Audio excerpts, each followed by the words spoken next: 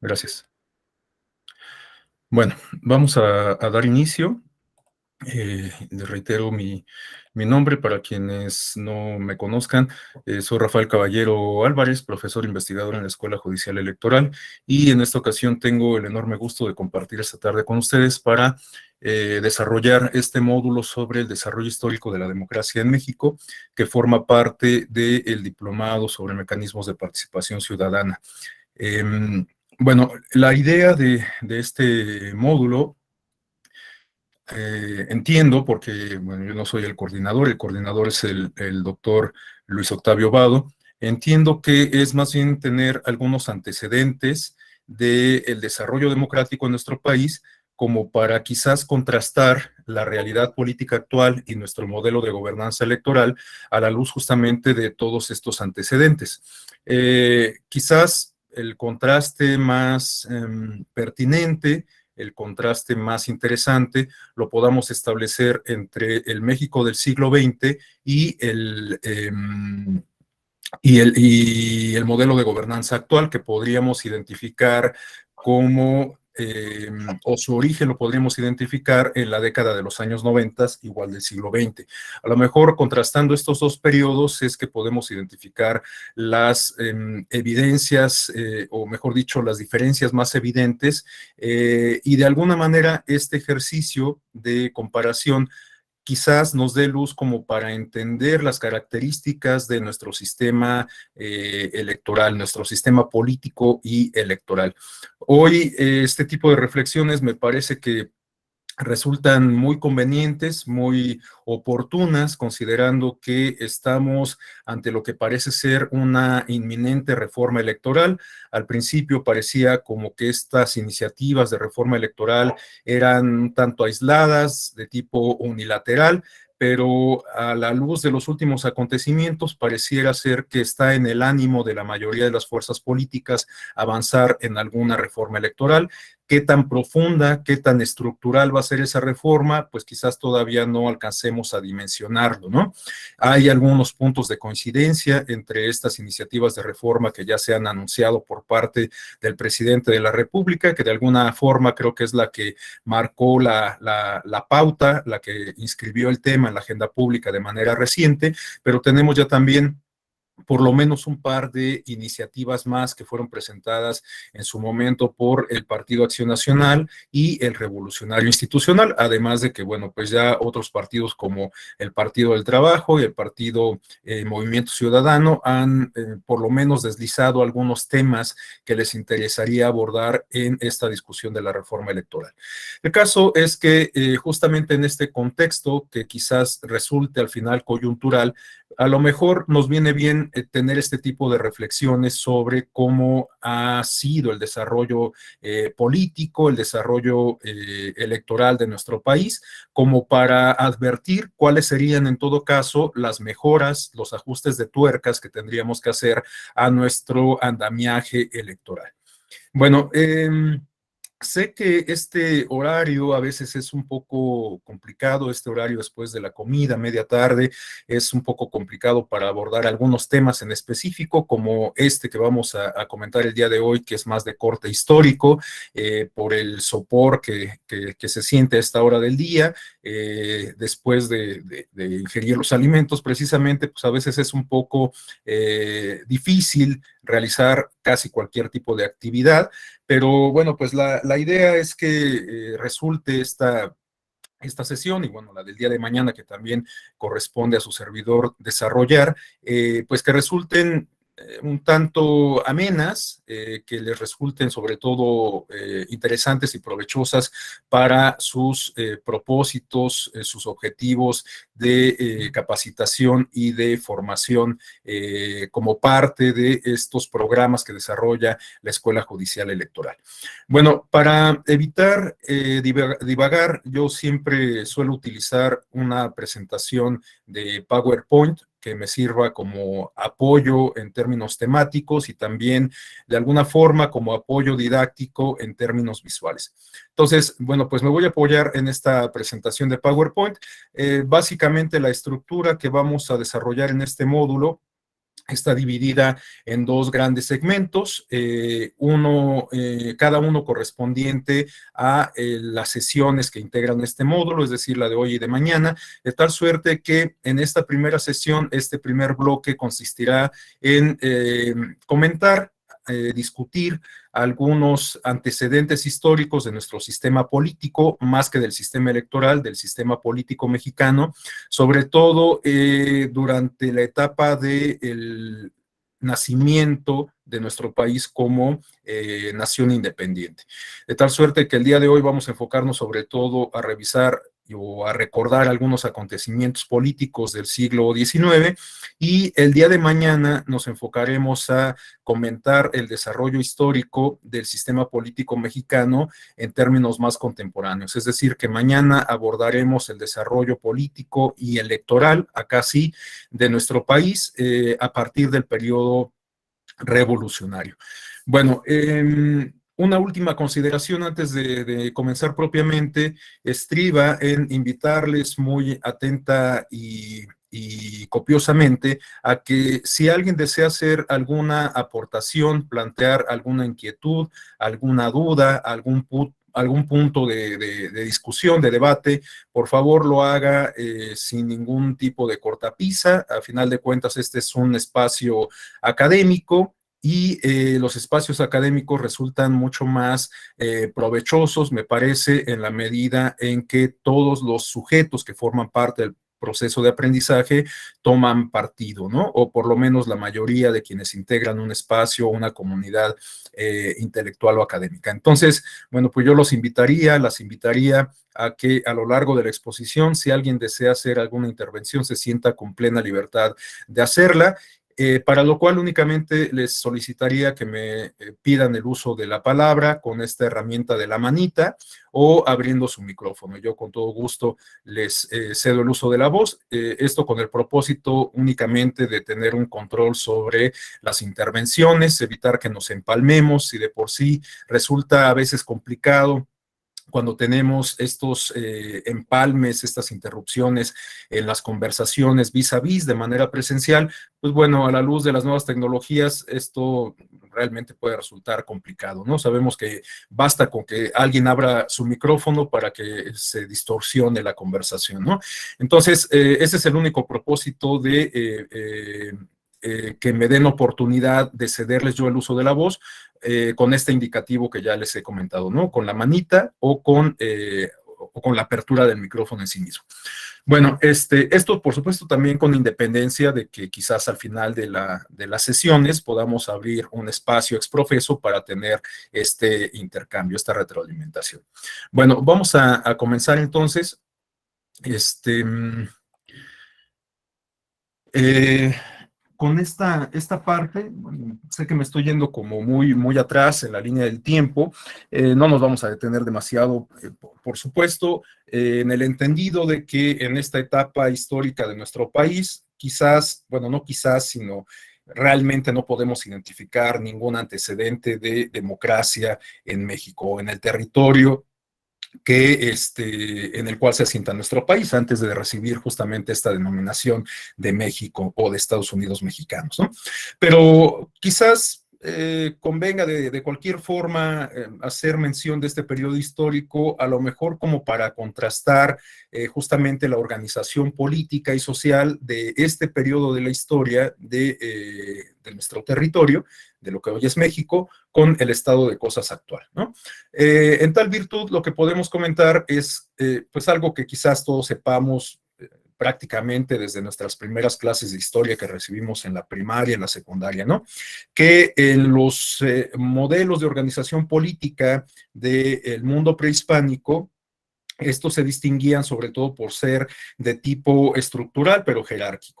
De modo tal que podríamos identificar la organización política y social en términos piramidales, en donde en la cúspide de este modelo aparecía el gobernante, para el caso del imperio mexica, el Huaytlatoani, el emperador del imperio que, bueno, pues para algunos refieren como azteca, aunque creo que es más preciso definirlo como el imperio mexica, ¿no? Porque bueno, pues en opinión de muchos expertos en la historia, bueno, pues azteca es más bien una expresión como para referirse a las personas que emigraron de Aztlán, ¿no?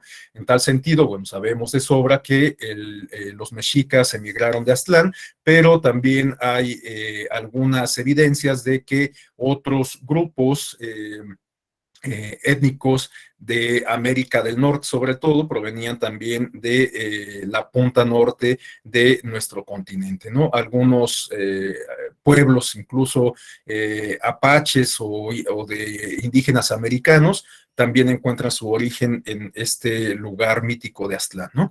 Bueno, tenemos entonces que la estructura social y política era de tipo jerárquica, había por supuesto nula movilidad social, el lugar que las personas ocupaban en esta estructura social estaba definida prácticamente desde el momento del nacimiento. Si alguien era hijo de un militar, pues lo más probable, o casi el único camino posible, era dedicarse igualmente a la milicia. Si alguien nacía en el seno de una clase noble, pues igualmente su destino estaba definido para seguir perteneciendo a esa clase noble, y quienes nacían en los estratos más bajos de esta pirámide, pues difícilmente podían aspirar a una posición superior, ¿no? Bueno, hoy en día me parece también importante tener este tipo de reflexiones para quizás asumir una postura más crítica que nos permita entender el proceso de mestizaje y el proceso de gestación del periodo que seguiría al México prehispánico, es decir, al periodo del virreinato. Porque ustedes sabrán que con motivo de la conmemoración de la fundación de Tenochtitlan, entre otros eventos históricos, recientemente algunas instituciones, figuras políticas, entre muchos otros actores de la sociedad moderna, se han planteado este propósito como de reivindicación del México prehispánico, lo cual está, me parece que muy bien. Yo estoy convencido de que tenemos que sentirnos profundamente orgullosos de ese pasado milenario, pero me parece también que a veces tenemos una visión un tanto miope como para entender justamente cómo se dan los procesos históricos y todas las complejidades que derivan de esos procesos históricos. En ese sentido, bueno, a veces, incluso con tintes un tanto de índole más política, se asumen estos discursos que buscan explicar la realidad y la historia de nosotros como nación mexicana desde un punto de vista un tanto sesgado, ¿no? De tal suerte que en estos esfuerzos de reivindicación del mundo prehispánico pareciera soslayarse los fenómenos de mestizaje, de sincretismo que se han dado y que de alguna manera definen la identidad de las y los mexicanos hoy en día. Todos los aspectos, todas las manifestaciones culturales que son sumamente valoradas no solo por nosotros y nosotras como mexicanos, sino por muchas personas alrededor del mundo, son producto justamente de estos eventos históricos que, bueno, con independencia de cómo hayan ocurrido, han definido el presente en la actualidad.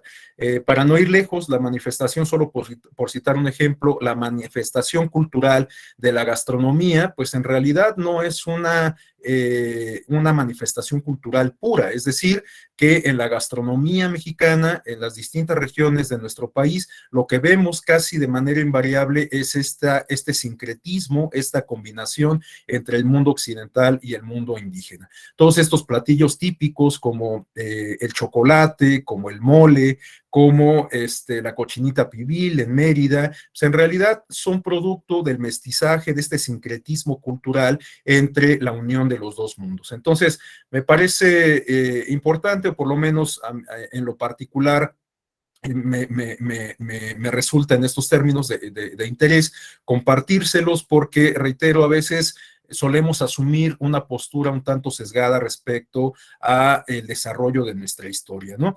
Dicen que la historia la cuentan los vencedores y muchas veces también nos quedamos con o creamos, digamos, ciertos estigmas, o ciertas figuras casi infranqueables en función de cómo contamos y cómo construimos la historia. De tal suerte que en muchas ocasiones solemos entender nuestra historia en términos de blanco y negro, en términos de héroes y villanos, justamente sin darnos a la tarea de asumir una postura crítica que nos permita entender todos estos procesos en la justa dimensión de la complejidad inherente a los mismos, a la complejidad intrínseca a esos procesos.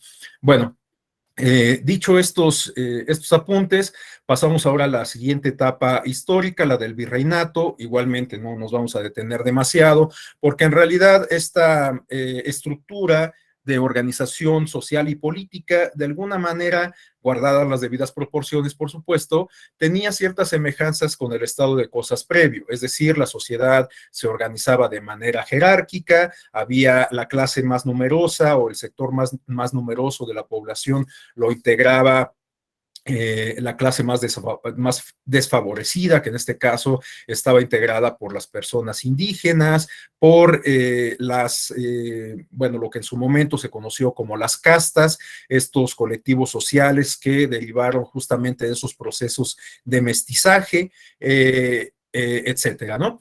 Pero bueno, esta estructura en realidad guardaba más semejanza, digamos, con la organización social y política de la Europa de la época, es decir, con el modelo de producción feudal. De tal suerte que nuevamente nos encontramos con una estructura piramidal en donde en la cúspide podemos identificar a una figura que ejerce el poder de manera unilateral, de manera prácticamente individual, y que se refiere al monarca, al rey, ¿no?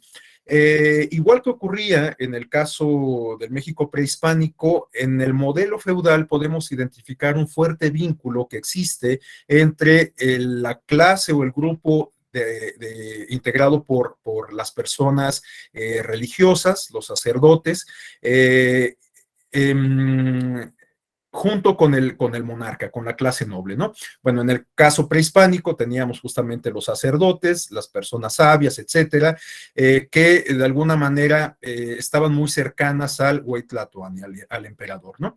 En el modelo europeo teníamos el clero, la Iglesia Católica, que igualmente mantenía una relación muy estrecha con el monarca y con la clase noble. De hecho, en el modelo feudal, todos recordaremos que incluso el clero resultaba tan influyente en la forma de organización política que se le delegaban algunas responsabilidades que hoy son propias del Poder Judicial. De tal suerte que el clero, a través de la institución de la Inquisición, solía llevar a cabo procesos bueno, sí, procesos que hoy podríamos considerar de tipo judicial para enjuiciar a las personas. Claro, estamos hablando de un contexto completamente distinto. Hoy en día resultaría absurdo, por decirlo menos, que una persona pueda ser llevada a juicio por no profesar una religión determinada, ¿no? De hecho, bueno, pues en las sociedades modernas sabemos que suele ser un distintivo de las democracias la laicidad. Bueno, estamos hablando, como lo comparto, de un estado de cosas completamente distinto, que pues poca relación guardaba o poca relación podemos asociar con la democracia o con las democracias contemporáneas. En el siguiente periodo de la historia, aquí sí ya podemos identificar algunos atisbos o por lo menos algunos elementos que de manera, pues a lo mejor un tanto superficial, ya se empiezan a vincular con los contenidos que hoy son inherentes a la democracia. Estamos hablando del periodo de la independencia de nuestra nación.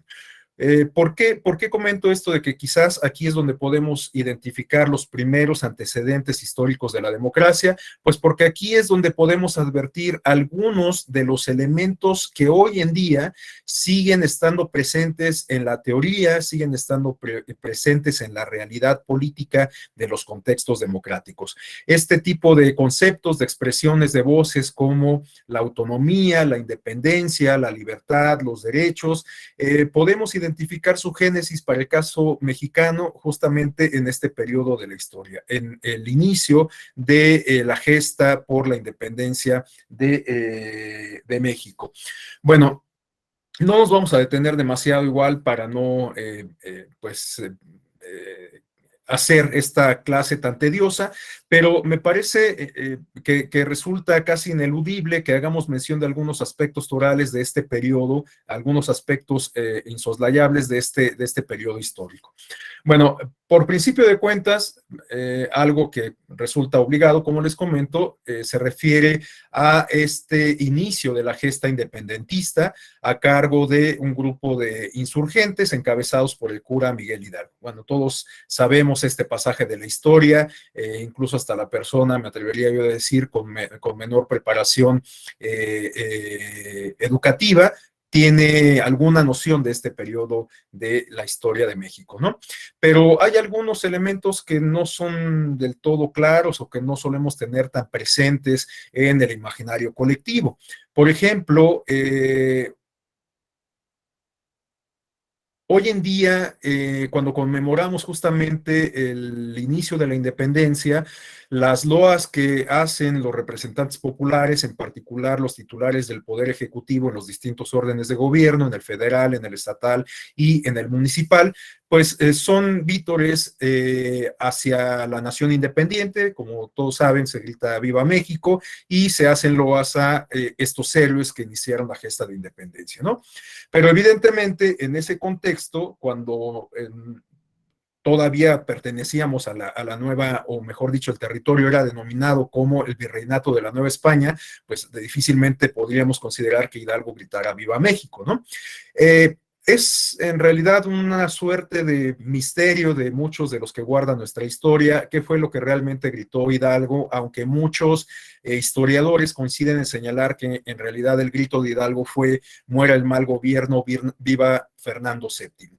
Y esto conlleva a plantear, o ha llevado a algunos de estos historiadores a plantear la hipótesis de que quizás el movimiento insurgente no buscaba la independencia del país, sino más bien buscaba reivindicar a la clase criolla.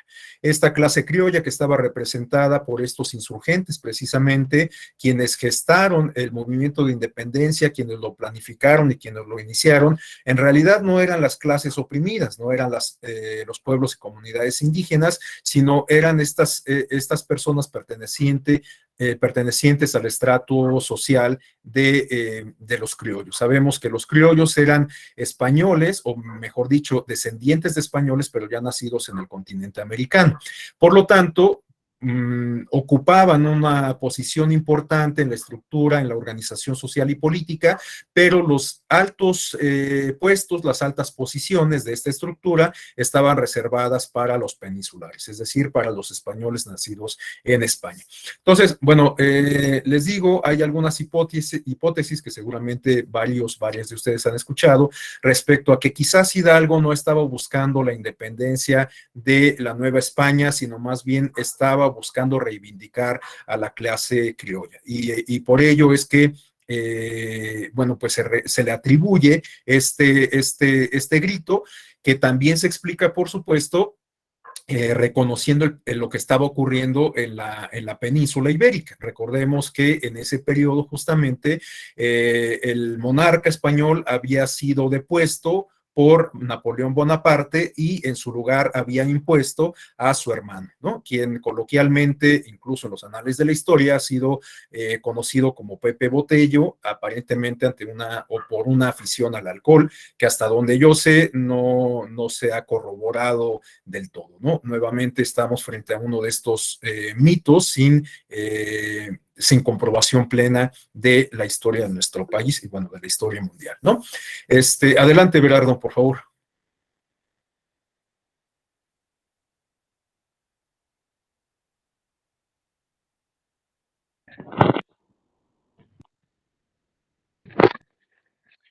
Ah, perdón, profesor. Rafael, es que se me movió el celular. Ah, ok, bueno. No hay problema. Entonces, en este periodo de la historia, les decía yo que, bueno, estaban ocurriendo estos eventos en España y hay quienes consideran, reitero, que Hidalgo en realidad no buscaba la independencia de la nación, ¿no? Y hay además algunos otros elementos, algunos otros eventos históricos que contribuyen a alimentar justamente esta hipótesis, porque ustedes recordarán que el ejército insurgente fue avanzando del Bajío, de la zona que hoy se conoce del Bajío, en Guanajuato, hacia la Ciudad de México. Después del movimiento o de la gestación que inició en Dolores, o bueno, lo que hoy es Dolores Hidalgo, Guanajuato, avanzó hacia la ciudad de Guanajuato. Ahí se celebró la célebre batalla de la Lóndiga de Granaditas, a donde se atrincheraron los principales o los más importantes personajes de la ciudad. Ahí se gestó una nueva historia, un nuevo mito de la historia de nuestro país que se refiere al Pípila. Hay quienes consideran que es materialmente imposible que haya ocurrido ese evento, de que una persona arrastrándose en medio del fragor de la batalla haya logrado llegar hasta la puerta de la Lóndiga para incendiarla y que así pudieran avanzar los contingentes del ejército insurgente, ¿no? Pero bueno, son de estos mitos de la historia que resultan enaltecedores de alguna forma, que contribuyen a generar identidad nacional y que pasan a través del tiempo como símbolos de la historia, ¿no? Incluso, pues, ustedes saben que en Guanajuato se ha erigido una estatua en honor del Pípila, ¿no? También un caso similar, aunque yo me estoy adelantando mucho en la línea del tiempo, lo podemos encontrar en el caso de los niños héroes de Chapultepec. Hay quienes consideran que en realidad ese evento jamás tuvo lugar y que esta historia del lanzamiento de Juan Escutia envuelto en la bandera, en realidad es más bien un mito que busca construir esta identidad nacional, enaltecer el nacionalismo mexicano, el orgullo nacional, pero que en realidad tiene pocos asideros empíricos, pocos asideros que permitan dar cuenta de que en realidad esto ocurrió. Pero bueno, dejemos ese tema para dentro de un momento más. El caso es que aquí podemos identificar, como les decía, algunos elementos que sí podríamos señalar como antecedentes de la democracia. Sobre todo en el periodo que vino después a el inicio de la gesta de independencia, porque, bueno, para concluir esta idea de cómo se dio el movimiento de independencia, y en un momento le cedo el uso de la voz a Albertinho Morales, para concluir esta idea, me parece importante señalar, o lo que iba a comentar, es que después de que se avanzó hacia Guanajuato, el ejército insurgente se enfiló a la Ciudad de México, y poco antes de entrar a la Ciudad de México, Hidalgo decidió replegarse, y a partir de entonces comenzaron las derrotas del ejército insurgente. De hecho, esta decisión de Hidalgo generó una división entre él y Aldama, entre él y Allende, perdón, y de hecho se separaron justamente al momento de replegarse. Hidalgo marchó hacia Guadalajara y Allende hacia se me olvidó ahorita hacia qué lugar marchó, pero bueno, justamente en esa travesía enfrentó su primera derrota, y después el ejército virreinal comenzó a perseguir al ejército insurgente, los obligó a que se desplazaran hacia el norte del país, buscando el apoyo de la nación norteamericana, que también estaba pasando por sus propias travesías, y esto es lo que explica que los primeros dirigentes de este movimiento insurgente fueran apresados en lo que hoy es el estado de Chihuahua, que ahí fueran trasladados a Coahuila, donde fueron finalmente juzgados y fusilados, y como todos lo sabemos, sus restos fueron enviados a Guanajuato y exhibidos sus cabezas en la Lóndiga de Granaditas como una medida simbólica para desalentar los nuevos movimientos insurgentes. Entonces, bueno, esto es lo que podría destacar de este inicio de la gesta de independencia, que de alguna manera pues marcó la pauta, marcó el inicio de todo, fue el Big Bang del desarrollo político y a la sazón del desarrollo de los sistemas electorales en nuestro país. Bueno, pasamos al siguiente periodo histórico, pero había una intervención, ya bajaron la manita, pero bueno, ya me había comprometido a ceder el uso de la voz. Adelante, quien había solicitado el uso de la palabra, por favor.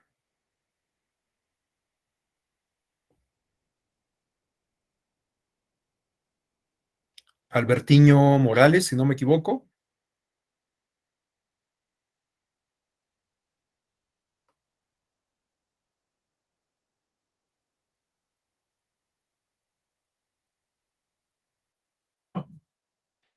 Tío Albertiño.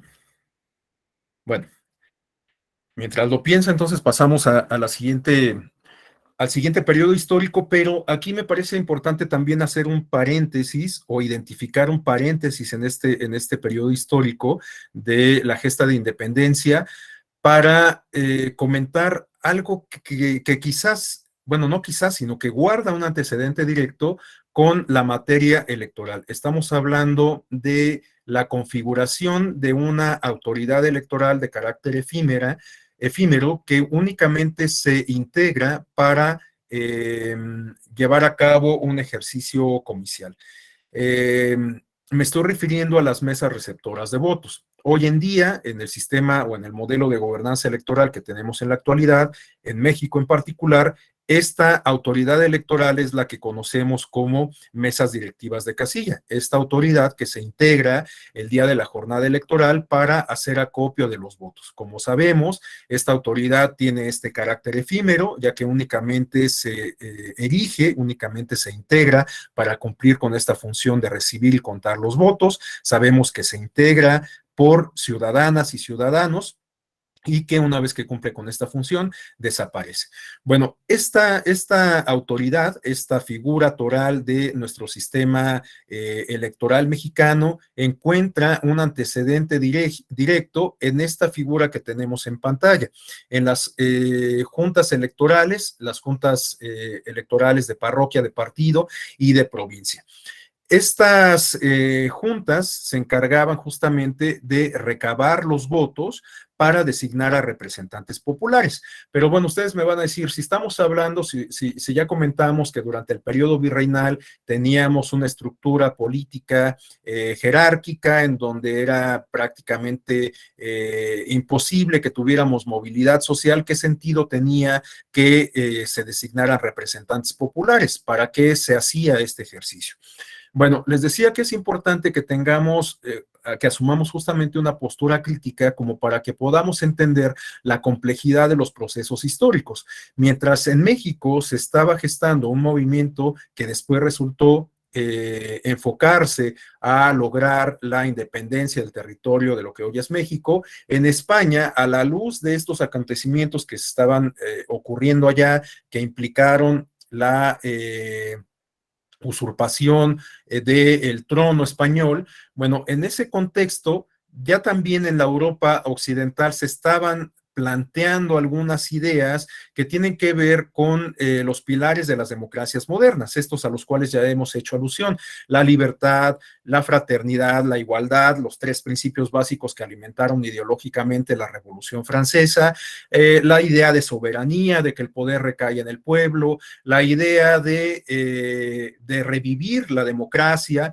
porque, bueno, justamente sabemos que la democracia ha existido desde los tiempos del origen de la cultura occidental, en la Grecia antigua, pero estamos hablando de un modelo de democracia directa, un modelo de democracia con diferencias sustantivas en comparación con los modelos de democracia que tenemos en la actualidad, comenzando porque la figura de la ciudadanía era completamente diferente en la antigua Grecia en comparación con el concepto de ciudadanía que tenemos en la actualidad. Hoy en día, este concepto de ciudadanía suele ser sumamente incluyente. Para el caso mexicano, sabemos que se solicitan dos requisitos indispensables en la Constitución para poder cumplir o para poder ostentar esta categoría de ciudadana o ciudadano, y estos elementos o estos requisitos estriban en cumplir la mayoría de edad, es decir, tener más de 18 años y tener un modo honesto de vivir, ¿no? Básicamente esos son los dos elementos o los dos requisitos indispensables. De tal suerte que absolutamente cualquier persona que cumpla con esos dos requisitos puede ostentar la categoría de ciudadano, por lo tanto, o de ciudadanía. Por lo tanto, en tal categoría pueden caber las mujeres, las personas con discapacidad, los adultos mayores, las personas indígenas, entre muchas otras personas y colectivos sociales, ¿no? Pero en la antigua Grecia sabemos que la categoría de ciudadanía en sí misma era sumamente excluyente, porque en realidad los ciudadanos eran únicamente varones adultos que además pertenecían a un sector de la sociedad exclusivo. De tal suerte que quedaban excluidas de esta categoría de la ciudadanía justamente las mujeres, los jóvenes, los esclavos, evidentemente, los comerciantes, los extranjeros, etcétera, ¿no? Bueno, les decía yo que en este contexto de la Europa del siglo XVIII se revive esa idea de la soberanía a la luz de estas nociones sobre, se revive la idea de la democracia a la luz de estas nociones de soberanía y a la luz de las nociones de derechos, ¿no? Entonces, a partir de entonces es que se empiezan a gestar las bases teóricas, las bases conceptuales, las bases ideológicas de lo que hoy podemos entender justamente como la democracia o las democracias. Pero bueno, esto se fue configurando a lo largo del siglo XVIII, del siglo XIX y todavía pues en el siglo XX me parece que seguimos estando en construcción de los modelos democráticos. Y bueno, pues cada vez vamos encontrando más vertientes a través de los cuales puede canalizarse o a través de los cuales puede transitar la democracia. Hoy hay quienes consideran que estamos en la antesala de lo que pudiera ser la democracia digital o la democracia electrónica, lo cual puede tener muchas implicaciones, entre ellas que acudamos a las urnas no a depositar una boleta de papel, sino a presionar un botón para manifestar la voluntad popular. También hay quienes plantean en estos términos de democracia electrónica que a lo mejor no necesitamos designar representantes por un periodo de tiempo determinado, sino que puede que designemos proxies, es decir, personas especialistas en determinada materia para que a partir de esa expertise puedan tomar las decisiones en beneficio de la colectividad. De tal suerte que en estos planteamientos de los proxies, a la luz del concepto genérico de la gobernanza electrónica, hay quienes consideran que, por ejemplo, si se va a discutir una eventual reforma energética, pues a lo mejor lo más conveniente no sea designar únicamente políticos, representantes populares, sino tal vez científicos o técnicos que conozcan la materia de la energía, ¿no? Bueno, hay muchos dilemas, muchas aristas, un abanico de posibilidades que abre este concepto de la democracia electrónica y por ello es que digo que en realidad la democracia pues es una construcción inacabada, es una construcción es una construcción social, una construcción ideológica e intelectual, teórica, que se encuentra en permanente edificación. Bueno, volviendo al tema de la lámina que tenemos en pantalla. Únicamente para que quede claro a qué se refería esta figura de las elecciones de partido, de las juntas parroquiales, de partido y provincia, me parece importante señalar que además de lo que ya dije, que eran mesas receptoras de votos, la primera instancia para recabar esos votos era justamente la Junta Electoral de Parroquia, que era considerando justamente las características de la época. Bueno, pues las iglesias tenían un valor simbólico, político y cultural sumamente poderoso, de tal suerte que pues era el punto de referencia de prácticamente cualquier espacio de convivencia social, ¿no? Entonces, en las iglesias, en las parroquias, era donde se llevaba a cabo este primer ejercicio de votación para designar representantes populares. En un momento le cedo el uso de la voz a Minerva Rangel, únicamente le pido que no baje la manita para tenerlo presente. Bueno, entonces tenemos este primer filtro de las juntas electorales de parroquia. Quienes eran designadas en esa primera instancia, las personas que eran designadas en esa primera instancia tenían que acudir a una instancia superior, que eran las juntas electorales de partido. Ahí se llevaba a cabo un nuevo ejercicio electivo y quienes resultaban electos tenían que acudir a una tercera instancia, que eran las juntas electorales de parroquia, de provincia. Y bueno, les decía, seguramente ustedes se preguntarán, bueno, ¿para qué se organizaban estas elecciones?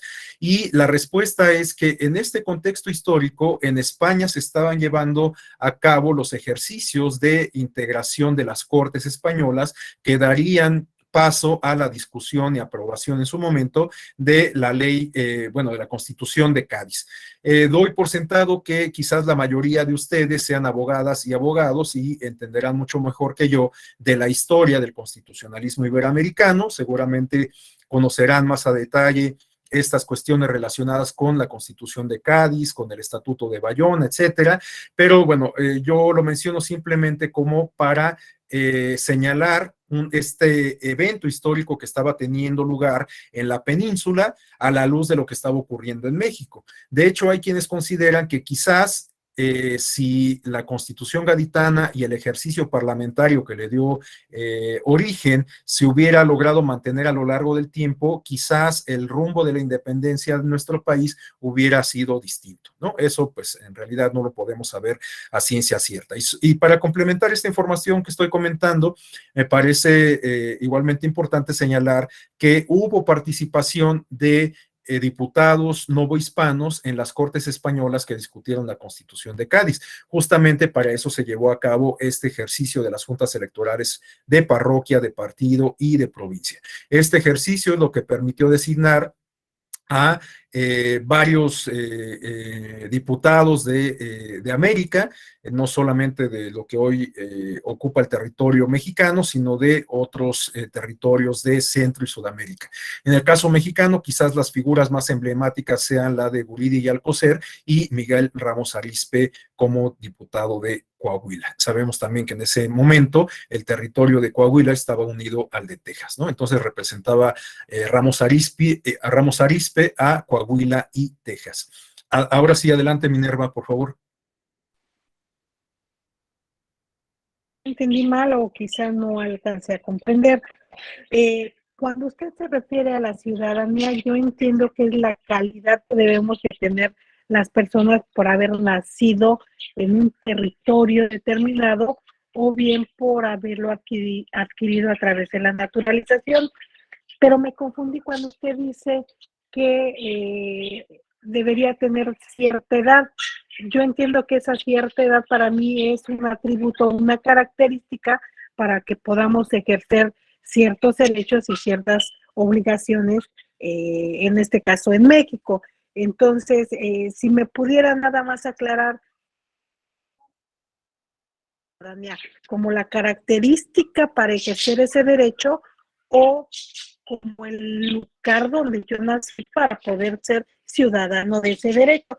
Sí, independientemente de que usted nos dice que sea, pues el concepto es otro, pero en la actualidad, ¿cómo me debe de quedar definido para mí? Sí, cómo no, Minerva. Pues me parece que más bien se complementa lo que usted está comentando con el concepto de ciudadanía, ¿no?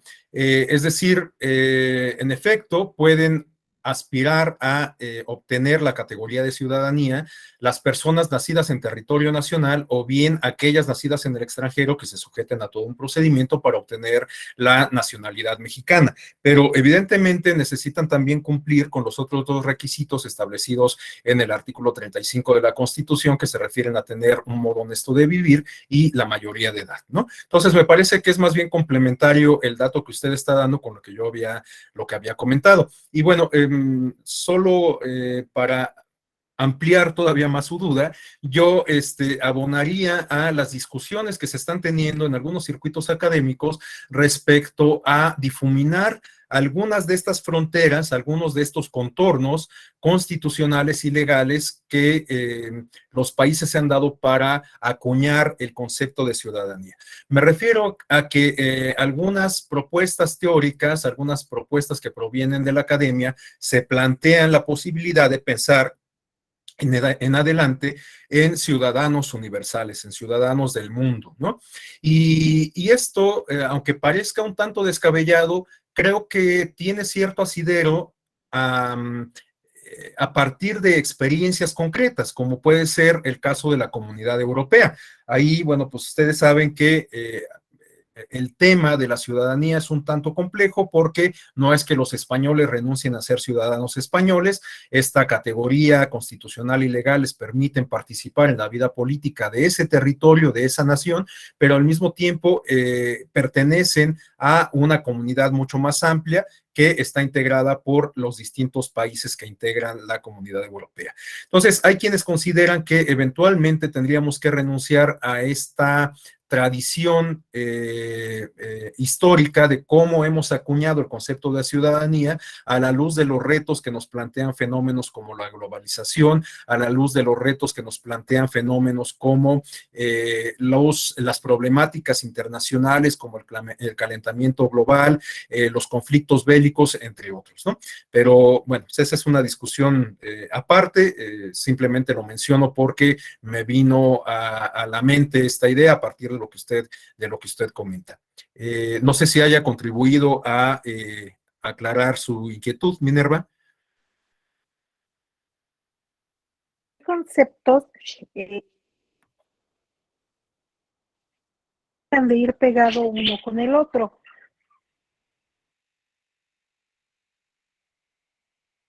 Perdón, no le alcancé a escuchar bien.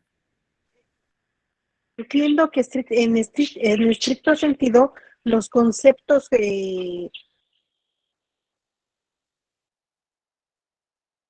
Ciudadanía y como algo nacionalidad. diferente. Sí, exacto. Pero al final de cuentas los dos van, tienen que, porque si no, que como que me queda una laguna ahí. Bueno, yo comentaría de manera muy puntual algo que también ya escribieron en el chat, que no necesariamente, o mejor dicho, que la ciudadanía y la nacionalidad no son lo mismo, pero me parece que se pueden complementar. De hecho, pues así es como está configurado, creo, en el propio texto constitucional, ¿no? Tenemos también la intervención de Uciel Becerra, de Abel Piña y de Laura Ceballos. En ese orden le cedo el uso de la voz. Adelante, Uciel. Gracias, maestro Rafael, por el uso de la voz. Yo tengo una duda justo en este periodo, digamos, de marco histórico que usted lo ha descrito muy bien, y es que yo entiendo que existe una lucha de los dos modelos de formas de gobierno entre monarquía y república en este contexto, y tengo la idea de que existe, digamos, un entrelazamiento entre la perspectiva de construir una república, ¿no?, en contraposición a la monarquía, y la construcción de ciertas nociones de democracia representativa en ese entorno. Entonces, mi pregunta sería esa, ¿no? ¿Cómo entender esa postura republicana y la tradición del republicanismo con la condición de una democracia representativa como la conocemos en el contexto pues, contemporáneo? Gracias. No, al contrario, gracias, Susil. Rápidamente yo comentaría que en este periodo histórico, salvo la mejor opinión de ustedes, por supuesto, todavía no podemos advertir estas nociones de republicanismo. Y de hecho, para sostener esto que estoy comentando, yo mencionaría la forma de organización política que nos dimos una vez que se consumó la independencia. Recordemos que una vez que se firmó el Acta de Independencia, lo que tuvimos fue el primer imperio mexicano encabezado por Agustín de Iturbide. Entonces, esto que usted comenta, en efecto, esta discusión, este dilema que se plantearon los grandes teóricos y políticos del México independiente se dio un poco con posterioridad, y yo me atrevería a decir que más bien una vez que se consumó la independencia, y de hecho en un momento más vamos a abordar esa cuestión. Gracias, Uciel. Adelante, Abel, por favor. Hola, maestro, buenas tardes, compañeros. Pues en relación, maestro, a las mesas receptoras que nos comenta que en esta época se implementaron, un comentario, un dato en vía de enriquecimiento a lo que nos explica. Tengo un dato en vía de enriquecimiento y una pregunta en relación a estas mesas receptoras. El dato en vía de enriquecimiento, pues recordar, compañero, recordar, maestro, quizá ya lo sepamos todos los que tenemos ya de un tiempo acá involucramiento con el tema electoral, pero que las mesas directivas de casilla al día de hoy se integran, si es una sola elección, si, porque sabemos, a veces las elecciones son concurrentes, una federal, una elección local. Si se celebran concurrentes, la mesa directiva de casilla está integrada por 6 integrantes, un presidente, 2 secretarios y 3 escrutadores. Y si la elección es únicamente de una elección, el proceso electoral, se compone la mesa directiva de 4 funcionarios de mesa directiva de casilla, un presidente, un secretario y 2 escrutadores. Entonces, esa es mi contribución en vía de dato y de enriquecimiento, maestro, a lo que nos comenta, la forma en la que están constituidas las mesas directivas de casilla al día de hoy. Y mi pregunta, maestro, es, en ese tiempo, ¿cómo se integraban precisamente esas mesas receptoras? ¿Por qué cantidad de funcionarios? ¿Qué nombres tenían estas personas que recibían los votos? Gracias, Abel. Bueno, le agradezco la aportación. Esto pues, me parece importante también tenerlo presente. La integración de las mesas directivas de casilla.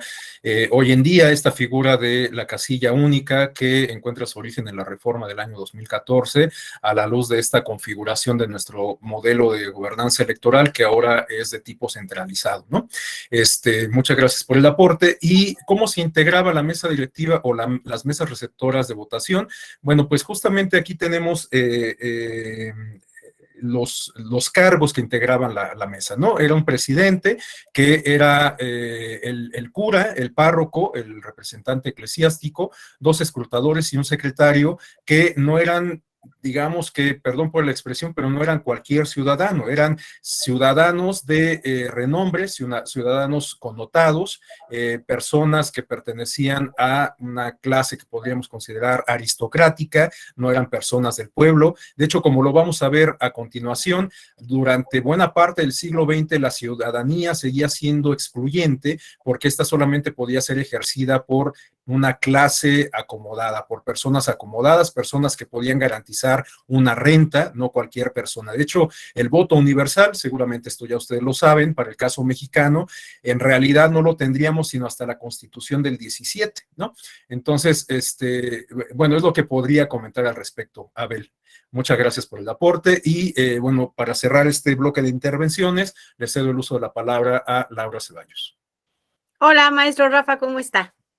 Muy bien, muchas gracias, gusto saludarla. Igualmente, nada más a la compañera que estaba haciendo la pregunta en la diferencia entre o por qué no encuentra la diferencia entre nacionalidad y ciudadanía. Nacional significa cualquier persona que haya nacido en el territorio nacional, independientemente si es dentro de del territorio físico, puede ser un consulado, un avión, un buque, un barco, una piragua, cualquier cosa que sea de México, y la ciudadanía se adquiere hasta la mayoría de edad, hasta la inscripción de la persona en el Registro Federal de Electores y pues en este caso se complementa un poco con la inscripción en el SAT. Entonces, todos los mexicanos nacidos en México lo somos nacionales, esa es la nacionalidad, pero solo adquirimos la ciudadanía hasta que obtenemos esta categoría, y no la perdemos si no es por un juicio en donde se nos retiren nuestros derechos político-electorales,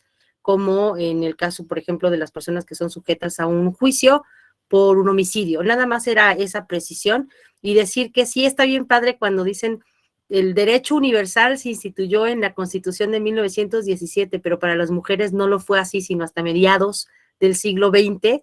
Entonces, hablar de que las personas connotadas del siglo XIX eran hombres connotados, hombres que tuvieran una cierta fortuna, obviamente la colorimetría, las personas morenas, las personas criollas, podían, pero los mestizos no. Entonces siempre hablamos de hombres que tuvieron este privilegio de ser considerados ciudadanos, hombres y no mujeres. Nada más es eso. Muchas gracias.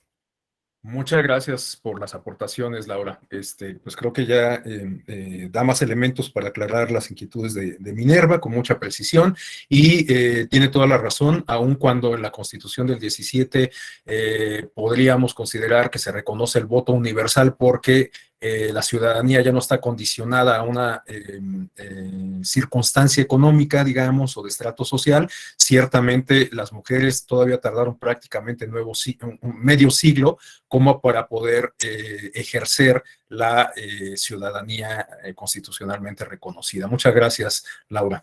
Bueno, continuamos entonces con el siguiente periodo histórico que se refiere a digamos que los albores de la independencia. Igual no nos detenemos demasiado en esta parte, únicamente yo destacaría de este periodo histórico previo a la consumación de la independencia, el liderazgo de Morelos y algunos elementos, algunos pasajes que podríamos considerar que también guardan relación directa con el desarrollo histórico de nuestro país. Por ejemplo, aquí podemos advertir el esfuerzo de varios insurgentes encabezados por Morelos por darnos un régimen parlamentario, no en la extensión de la palabra, es decir, no un régimen que consistiera en que el poder recayera en el órgano de representación político, sino como un órgano que precisamente tuviera como función principal representar los intereses de la mayoría de las personas, ¿no? Sabemos que Morelos fue un ideólogo del movimiento independentista, un gran estratega militar, una de las figuras más emblemáticas de nuestra historia por su origen humilde, por su visión de Estado, es considerado uno de los grandes estrategas y estadistas de la historia de México y, en fin, o sea, podríamos citar muchas cualidades de Morelos y, bueno, para enfatizar, les digo, este periodo histórico, yo pondría los acentos en este evento de la convocatoria al Congreso de Chilpancingo, que entre otras cosas tendría como resultado la discusión y aprobación de la Constitución de Apatzingán, que bueno, ha sido conocida así de manera popular, aunque en realidad el nombre oficial es este que tenemos en la parte superior de la lámina, ¿no? El Decreto Constitucional para la Libertad de la América Mexicana, que fue sancionada en la ciudad de Apatzingán, bueno, de lo que hoy es la ciudad de Apatzingán, el 22 de octubre de 1814. Algunos de los elementos que les decía guardan mucha relación con las nociones actuales de democracia, los podemos identificar en los artículos 5, 44, 48, 61 y 132 del Decreto Constitucional para la Libertad de la América Mexicana. Aquí nos queda claro que ya la visión de Morelos no... a diferencia de las dudas que se podrían cernir sobre los motivos que llevaron a Hidalgo a iniciar el movimiento insurgente, en el caso de Morelos nos queda perfectamente claro que la intención es lograr la independencia del territorio del virreinato de la Nueva España y construir una nación independiente. En tal principio, en este decreto constitucional de Apatzingán podemos identificar una declaratoria del principio de soberanía popular y el establecimiento de un régimen republicano con división de 3 poderes. Esto guarda relación con lo que nos comentaba Uciel, aunque de una forma un tanto digamos, tímida, ideológicamente creo que no había todavía como un sustento tan robusto, ¿no? Esta división de los 3 poderes que se le atribuye en buena medida a Montesquieu, en realidad se materializaría muchos años después en distintas latitudes, ¿no? Pero bueno, volviendo a el instrumento que estamos discutiendo, tenemos este planteamiento sobre la división de 3 poderes, en donde el poder ejecutivo descansa en un supremo gobierno, que se deposita en 3 personas y reproduce el sistema de elección indirecta a 3 niveles, que revisamos hace rato, de la elección de parroquia, de provincia, etcétera, de partido, y esto para designar justamente a los representantes populares que integrarían este órgano parlamentario. Hay quienes consideran, reitero, si ustedes son abogados, abogadas, lo saben mucho mejor que yo, hay quienes consideran que en realidad la Constitución de Apatzingán, igual que la Constitución de Cádiz, a lo mejor tiene una relevancia más bien de tipo simbólica, de tipo teórico, y no en términos de aplicación, porque finalmente por las condiciones sociales y políticas, pues no podríamos considerar que en algún momento haya tenido pleno vigor, ¿no? De hecho, en el caso mexicano, pues justamente la Constitución de Apatzingán se dio en el fragor del movimiento insurgente. Estamos hablando del año de 1814, 2 años después de que diera inicio el movimiento de independencia, y en realidad hasta el año de 1821 fue que se consumó la independencia. De hecho, bueno, como reflexión al margen, yo siempre he pensado que a lo mejor lo que deberíamos de celebrar es más bien la consumación de la independencia, ¿no? Y no tanto el inicio de la misma, de la gesta armada, pero pues a lo mejor por el simbolismo justamente, por lo que representa el haberse levantado en armas, por lo que representa el estandarte de la Virgen de Guadalupe, en fin, todas estas cuestiones simbólicas que contribuyen a la construcción de nuestra historia, pues a lo mejor es que seguimos celebrando la independencia no cuando se consumó, sino cuando se dio inicio. Y bueno, también como dato al margen, seguramente ustedes saben de esta modificación a la fecha que se hizo precisamente porque si, como les digo, ya resulta de algún modo inquietante que celebremos el inicio de la independencia y no su consumación, resulta doblemente inquietante que en realidad no celebremos la fecha cuando dio inicio la independencia, que fue en la madrugada del 16 de septiembre, sino que lo celebremos el 15 de septiembre por la noche. Y les decía que esto a lo mejor algunos de ustedes ya lo saben, algunas de ustedes ya lo saben, esto responde a los ajustes que se hicieron o a las políticas que se adoptaron durante el porfiriato para conmemorar los 100 años del inicio de la independencia, porque resulta que el cumpleaños de don Porfirio era el 15 de septiembre. Entonces, por eso es que hasta la fecha seguimos celebrando la independencia, no el día en que inició, que es en la madrugada del 16, sino en la noche del día previo, que es el 15, ¿no? Son de estas cuestiones que, bueno, pues les digo, resultan inquietantes un tanto, pero que hemos vivido toda la vida con ello, sin reflexionar mucho al respecto. Bueno, pasamos ahora ya a la etapa del México independiente. Me voy a ir un poquito más rápido porque pues ya llevamos una hora y vamos a la mitad. Entonces, me voy a ir un poquito más rápido. En esta parte, ya estamos hablando de que se sentaron las bases de la nación independiente. Tenemos que el origen de esta nación independiente, como ya lo comenté, asumió una postura, una forma de organización política de tipo monárquico, en donde la figura principal era Agustín de Iturbide, que bueno, todos recordaremos que justamente Iturbide y Guerrero fueron quienes consumaron la guerra de independencia, ¿no? A lo mejor la forma de organización política que adoptamos fue la monárquica porque no conocíamos otra forma de organización política, no en el territorio americano, sino en el mundo, ¿no? En realidad, si bien en los Estados Unidos de Norteamérica, bueno, pues ya se habían planteado todas estas cuestiones sobre el presidencialismo, la división de poderes, etcétera. Yo creo que esa forma de organización política de Norteamérica fue un tanto en términos exploratorios, porque pues no teníamos nada similar.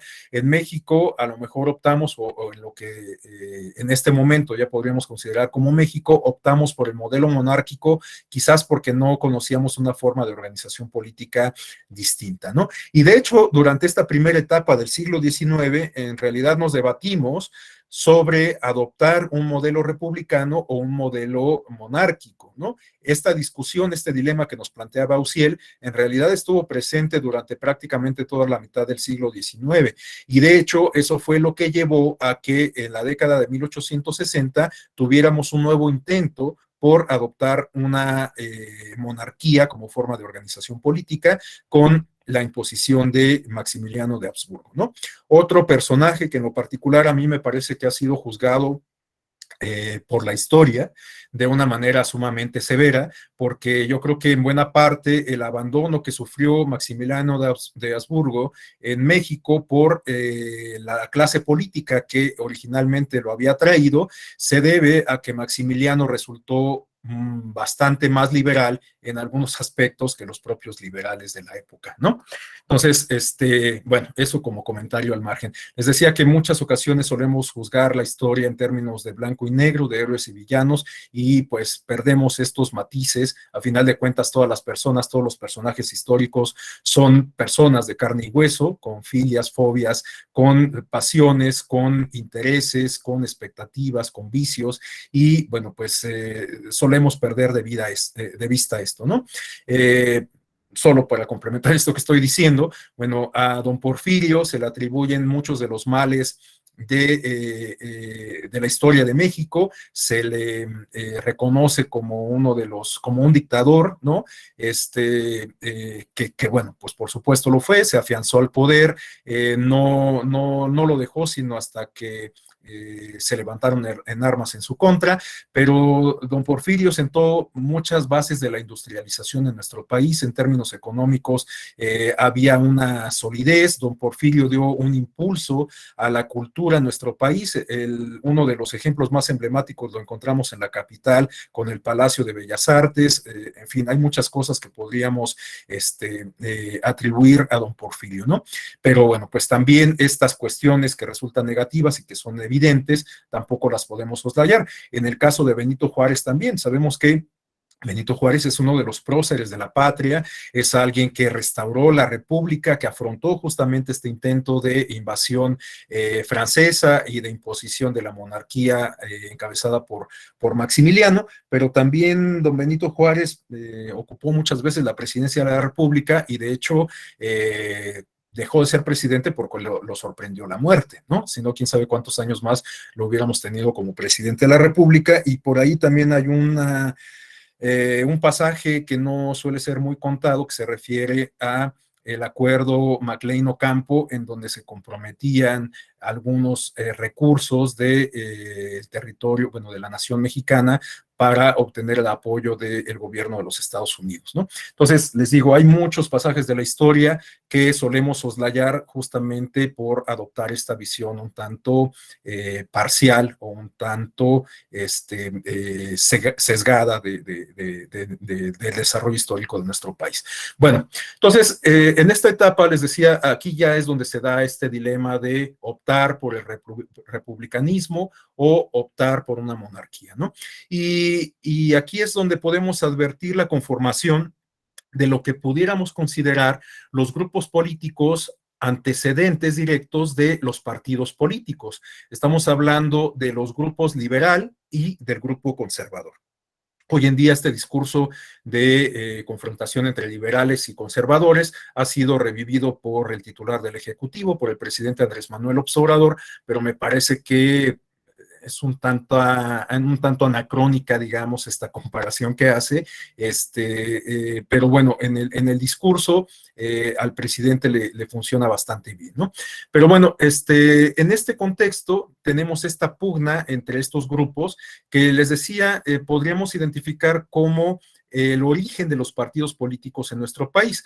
Si recordamos la teoría clásica de los partidos políticos en autores como Maurice Duverger, como Angelo Panebianco, como Giovanni Sartori, recordaremos que los partidos políticos han pasado por distintos estadios o distintas etapas a lo largo de la historia del mundo occidental. Y en México y en muchos otros países del mundo podemos advertir un origen similar en el caso de los partidos políticos. Hablamos de grupos, de colectivos que de alguna forma eran grupos de poder que en esta medida pues buscaban intereses particulares. Y esto es lo que en estas teorías de los partidos políticos plantean estos autores como el origen de los partidos políticos vistos con cierto recelo. Si estamos hablando de que en estos contextos del mundo lo que se planteaba era la unidad nacional, la conformación de un Estado-nación, etcétera, la integración en algunos casos de una federación, bueno, pues la noción que subyacía a todo eso era la de unidad, la de tener una organización política compacta. Por lo tanto, el hecho de que hubiera grupos de interés, pues era, digamos, como mal vista, ¿no? Entonces, en el principio, en el origen, los partidos políticos o estos grupos que dieron origen a la sazón a los partidos políticos eran relegados. Después tuvimos una etapa en donde los partidos políticos eran vistos más bien como males necesarios, ya cuando se adoptó la forma de organización democrática liberal, cuando resultaba indispensable para que el poder siguiera siendo o siguiera recayendo en el pueblo, designar representantes, bueno, pues fue indispensable contar con partidos políticos que sirvieran como plataforma, como lo siguen haciendo hoy en día, para canalizar justamente esas candidaturas y lograr la designación, materializar la designación de representantes populares. Y después, únicamente para concluir esta idea sobre el desarrollo de los partidos políticos que se plantea en la teoría clásica, entraríamos a la etapa de legalización de los partidos políticos. En México y en muchos otros países del mundo, los partidos políticos no eran mencionados en las constituciones, sino más bien en leyes secundarias. Para el caso mexicano, la primera vez que podemos identificar una alusión a los partidos políticos, entendidos estos en términos más propios de como los entendemos en la actualidad, ocurrió en el año de 1911 con la ley promulgada por Francisco I. Madero, la ley electoral conocida como Ley Madero, ¿no? Después tenemos la ley que fue promulgada por Venustiano Carranza, y bueno, de hecho, varios de estos instrumentos los vamos a ver un poco más adelante, ¿no?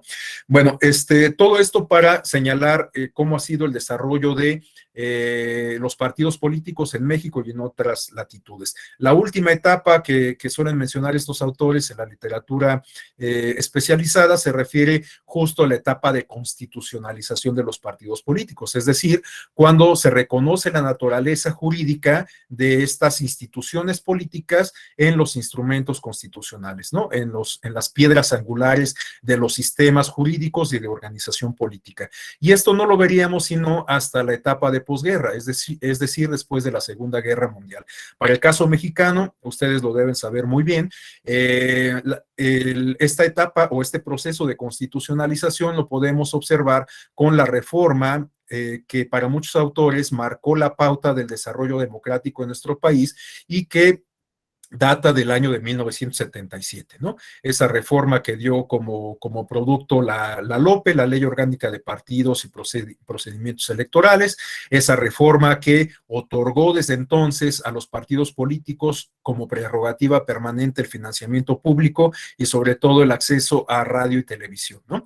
Estas prerrogativas que se reconocen en los partidos políticos responden a esa naturaleza jurídica y política que se les reconoció en la Constitución. Esa naturaleza que nos permite entenderlos como entidades de interés público. Estas instituciones políticas no solamente cumplen como entidades de interés público con funciones para con el sistema, para con el régimen político, sino también cumplen funciones para con la colectividad, funciones de tipo, digamos, más social. Por ello es que los partidos políticos están obligados a generar investigación, a llevar a cabo actividades de capacitación, a llevar a cabo ejercicios de socialización política que, entre otras cuestiones, se materializan, por ejemplo, en los procesos de afiliación partidista. Es decir, que los partidos cumplen con distintas funciones justamente por esta naturaleza constitucional de entidades de interés público. Bueno, hasta aquí este comentario sobre el desarrollo histórico de los partidos políticos y volvemos a la línea del tiempo acá. Bueno, aquí en este periodo de la historia de nuestro país resulta a todas luces insoslayable que hagamos mención a la Constitución de 1824.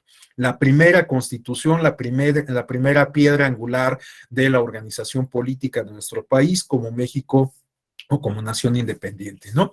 Aquí, por supuesto, que ya podemos identificar con mucha más claridad antecedentes directos de la democracia y, sobre todo, de las características de las democracias contemporáneas. Tenemos, solo para ilustrar esto que estoy diciendo, algunos apuntes que se refieren a artículos muy concretos de esta Constitución de 1824.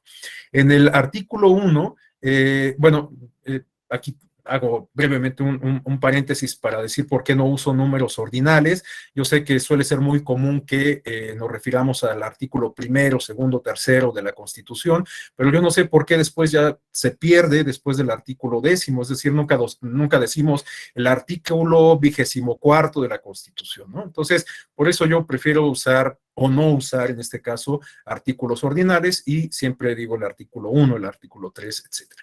Bueno, entonces tenemos en el artículo 1 se reconoce a la nación mexicana como libre e independiente para siempre del gobierno español y de cualquier otra potencia. Se reconoce, en otras palabras, el principio de soberanía, de independencia y de autonomía, ¿no? Bueno, en el artículo 3 se dice que la religión de la nación mexicana es y será perpetuamente la católica, apostólica y romana. Bueno, por supuesto podríamos abrir muchas aristas y discutir el contenido de cada una de estos artículos, pero también hay que entender el contexto en el que se dieron, ¿no?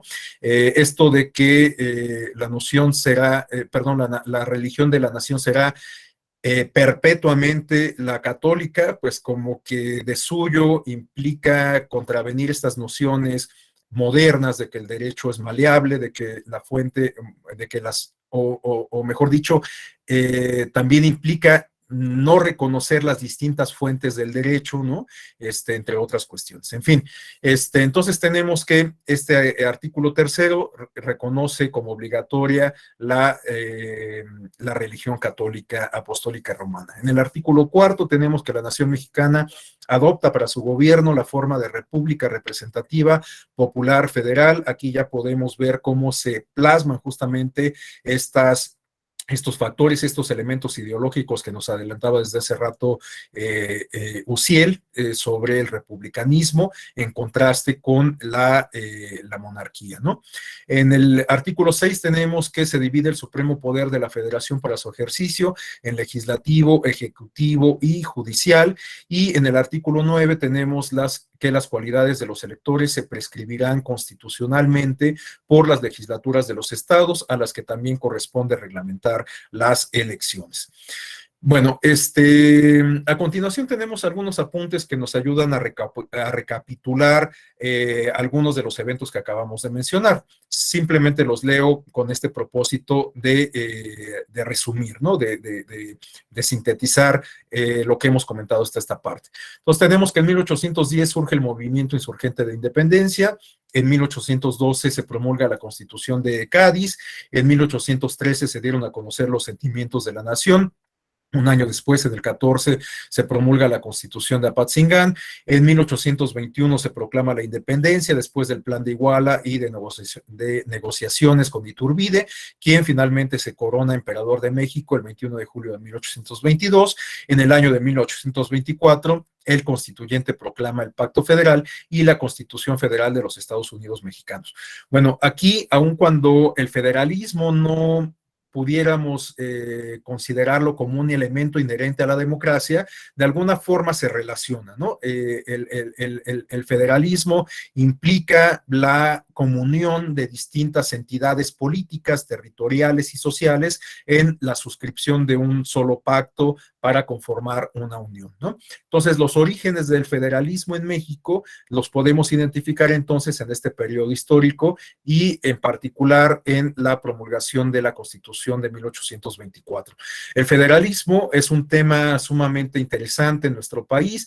En materia electoral, el federalismo me parece que también abre muchas aristas, muchos puntos de discusión. A la luz de la reforma del año 2014, me parece que se han abierto todavía más arenas, más puntos de discusión en torno al federalismo electoral.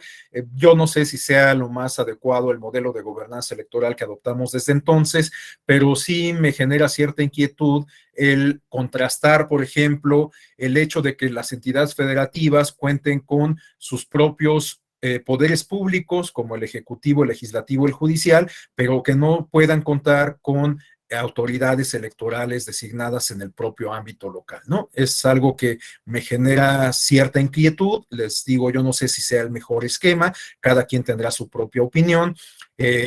Hoy en día, en este contexto de discusión de una reforma electoral, hay también algunas propuestas de centralizar la función electoral. Igual yo no sé si sea lo mejor, es algo que se tiene que discutir ampliamente, pero ejercicio de centralizar la función electoral ya lo tuvimos antes durante prácticamente todo el siglo XX, como lo vamos a revisar el día de mañana.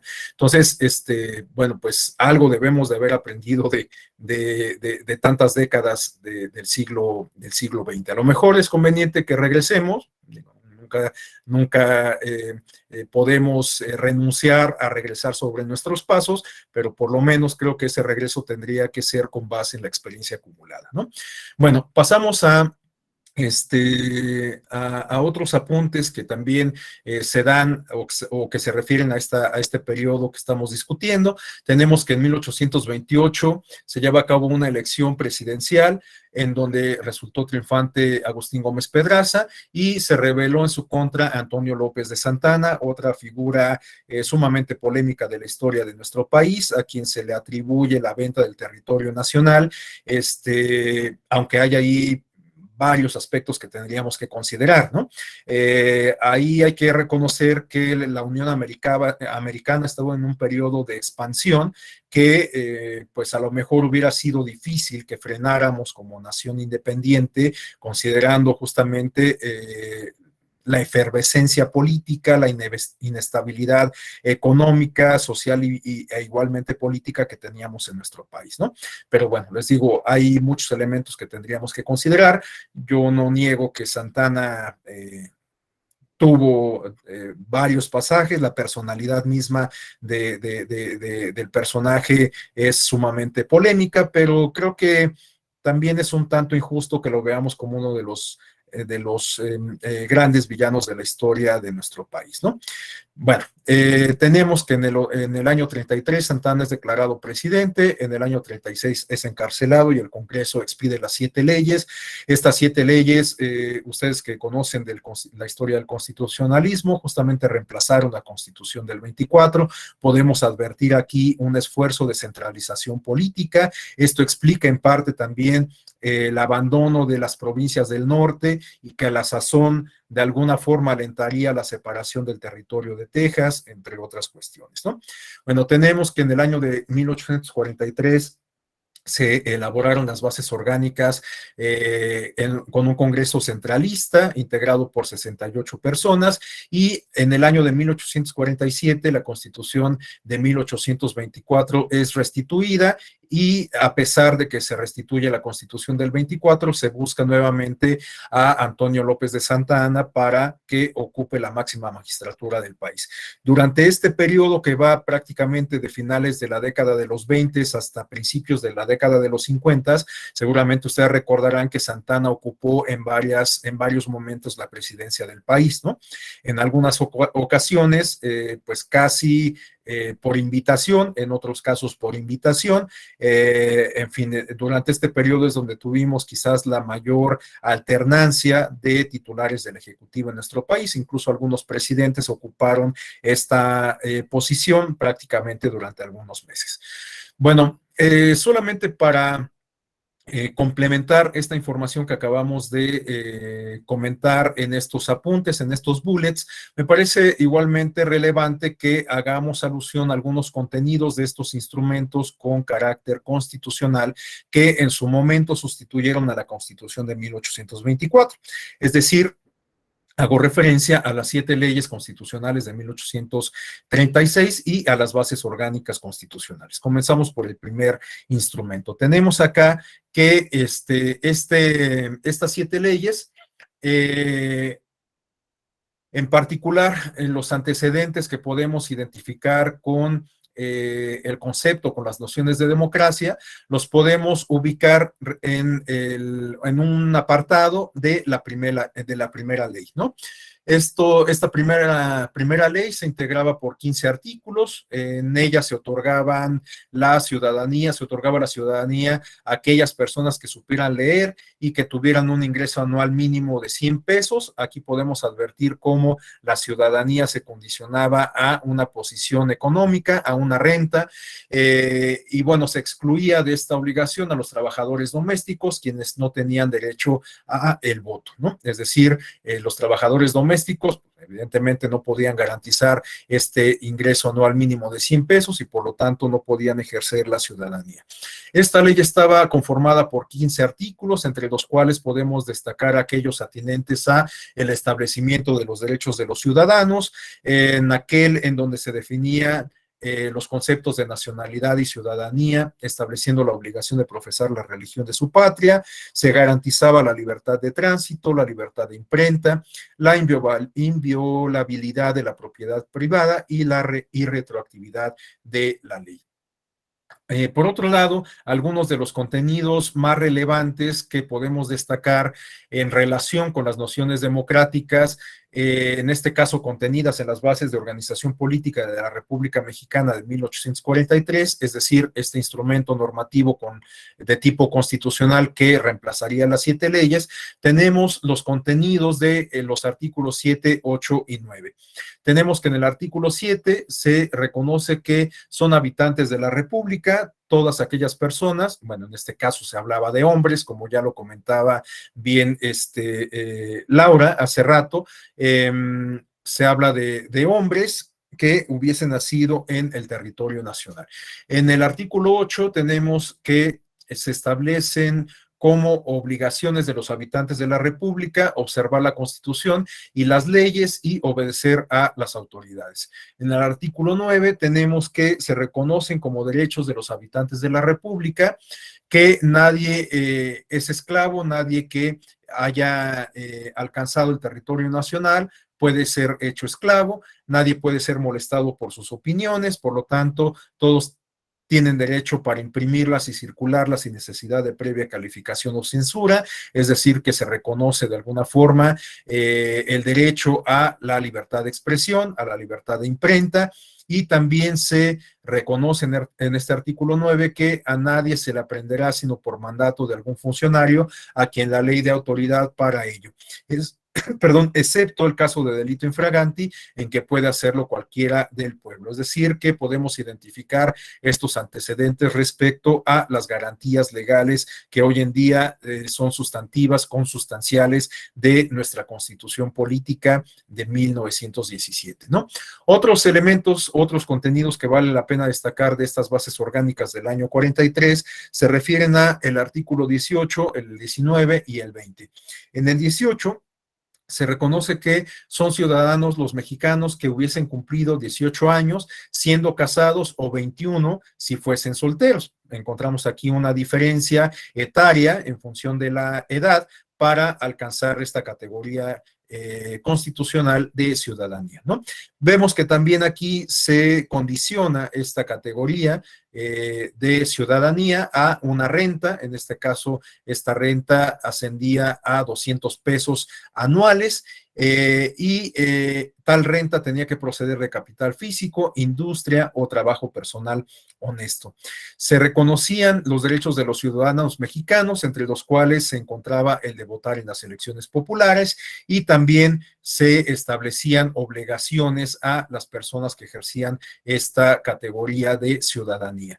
Estas obligaciones se refieren a adscribirse en el padrón de su municipalidad, votar en las elecciones populares, desempeñar los cargos de elección popular cuando no existiese impedimento físico o moral. Podemos aquí advertir que hay muchas similitudes con las obligaciones y los derechos que nos establece actualmente la Constitución en los artículos 35 y 36 para quienes ostentamos esta categoría de ciudadanía.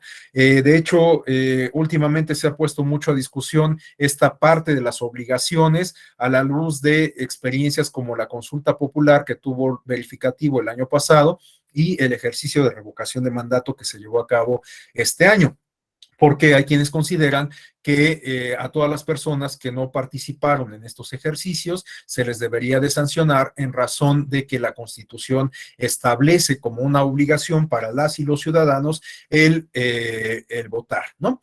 Bueno, a continuación, vale la pena, evidentemente, hacer mención de la Constitución del año de 1857, esta Constitución que de alguna manera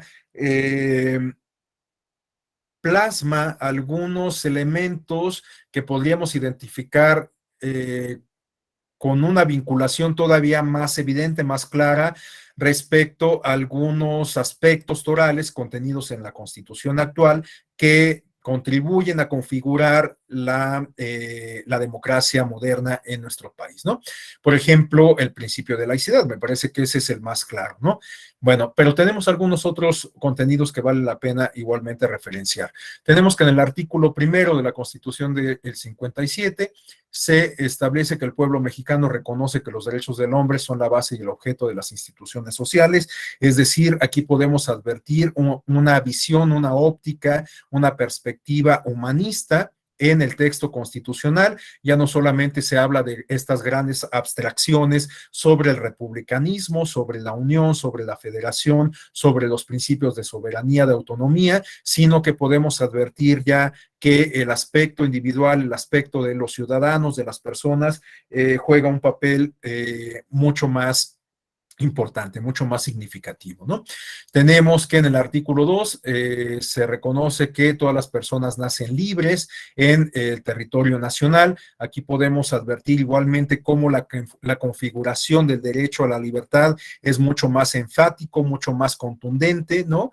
Podemos advertir también que en el artículo 6 se establece que la manifestación de las ideas no puede ser objeto de ninguna inquisición judicial o administrativa, es decir, que podemos advertir algunos elementos que contribuyen a configurar de una manera más precisa el derecho a la libertad de expresión, como lo que se refiere a la prohibición de la censura previa, ¿no? Algo que resulta indispensable para el ejercicio de la libertad de expresión. Tenemos que se reconoce como inviolable el derecho de petición, ejercido por escrito de una manera pacífica y respetuosa, aunque se establece una limitante, ya que se dice que en materias políticas solo pueden ejercerlo los ciudadanos de la República. A toda petición debe recaer un acuerdo escrito de la autoridad a quien se haya dirigido y esta tiene obligación de hacer conocer el resultado al peticionario. Bueno, el derecho de petición es es una prerrogativa individual, un bien jurídico tutelado, actualmente también en nuestra Constitución, ¿no? En la Constitución vigente del 17. En el artículo 9 tenemos que a nadie se le puede coartar el derecho de asociarse o de reunirse pacíficamente con cualquier objeto lícito, pero solamente los ciudadanos de la República pueden hacerlo para tomar parte en los asuntos políticos del país. Vean que aquí podemos identificar ya de manera fehaciente, de manera muy clara, el ejercicio o el reconocimiento del derecho de asociación, un derecho político, pero no hay todavía una mención directa a los partidos políticos, ¿no? Sabemos que el derecho de asociación de alguna manera está vinculado con los partidos políticos, pero en este caso pues todavía no hay una mención tal cual a los partidos políticos, ¿no? Sí, con todo gusto, para quien le interese le puedo compartir la presentación. Únicamente les pediría que sean tan amables de solicitármelo por correo electrónico y a vuelta de correo, como respuesta al mensaje que ustedes me manden, se los hago llegar. Y también les pediría que me den oportunidad a que tengamos la sesión de mañana para que podamos revisar entre todos el contenido de las diapositivas y con posterioridad a la clase de mañana, reitero, a quien le interese, pues les hago llegar la presentación. Únicamente solicítenmela por correo electrónico si son tan amables, para lo cual les proporciono mi correo. Es muy sencillo, es mi nombre, rafael.caballero, con el dominio del Tribunal Electoral, es decir, rafael.caballero@te.gov.mx. rafael.caballero@te.gov.mx. Bueno, ahí estoy disponible para lo que se les ofrezca, obviamente en términos académicos, ¿no? Bueno, otros contenidos que vale la pena destacar de esta Constitución del 57 se refiere a que se reconoce como ciudadanos de la República a todas las personas, bueno, no a todas las personas, nuevamente volvemos a este punto que bien nos apuntaba Laura, ¿no? En realidad hacemos referencia exclusivamente a hombres, ¿no? Entonces, son ciudadanos de la República todos los que, teniendo la calidad de mexicanos, reúnan además los siguientes requisitos: haber cumplido 18 años siendo casados y 21 si no lo son, y tener un modo honesto de vivir. Es decir, que ya aquí podemos advertir aquellos dos requisitos que comentábamos desde hace rato, que incluso generaron esta inquietud de Minerva, que siguen estando vigentes en la Constitución del 17, ¿no?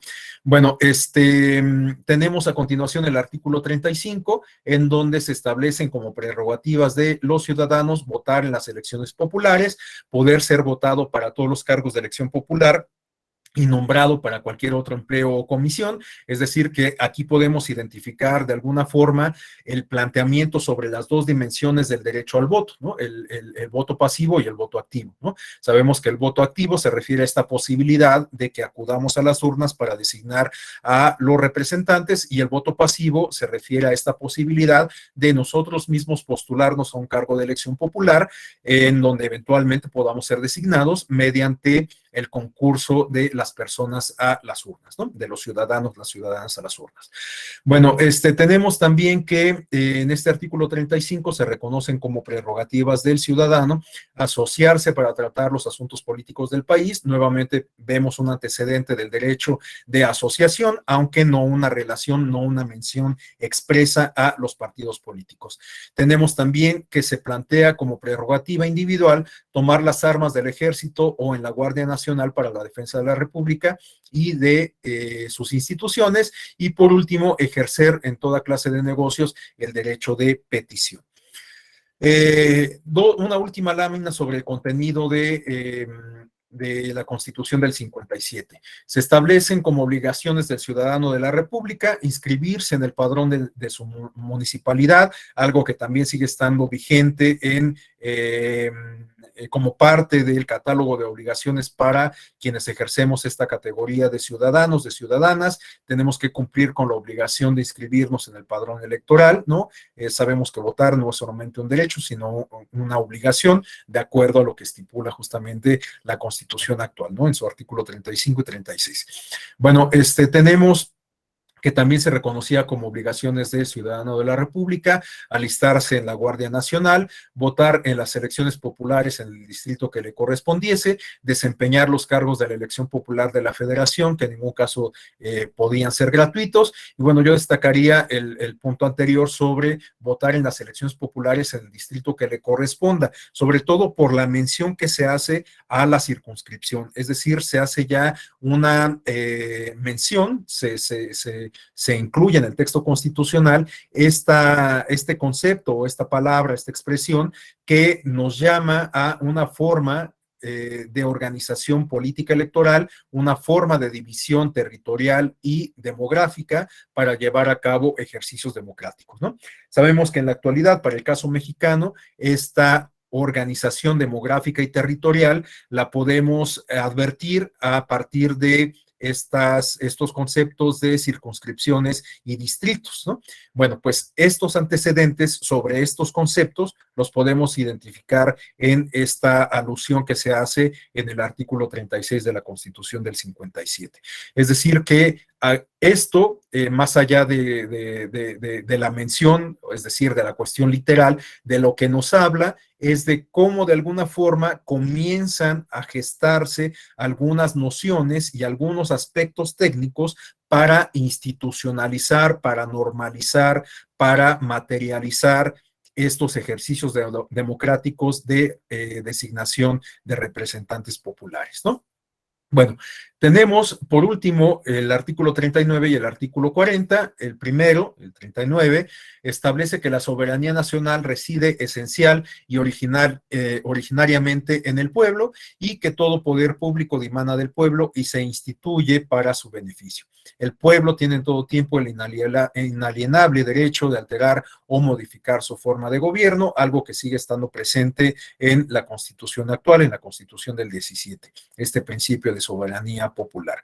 Tenemos en el artículo 40 que es voluntad del pueblo mexicano constituirse en una república representativa, democrática, federal, compuesta de estados libres y soberanos en todo lo concerniente a su régimen interior, pero unificados en una federación establecida según los principios de esta ley fundamental. Entonces vemos nuevamente una alusión, o bueno, no una alusión, sino más bien el planteamiento de los principios que rigen el federalismo en nuestro país. En la práctica, en el caso mexicano, no sé qué tan robusto sea el sistema federal, qué tan efectivo sea el funcionamiento de esta forma de organización política, porque en la práctica lo que hemos tenido es una centralización administrativa y política, ¿no?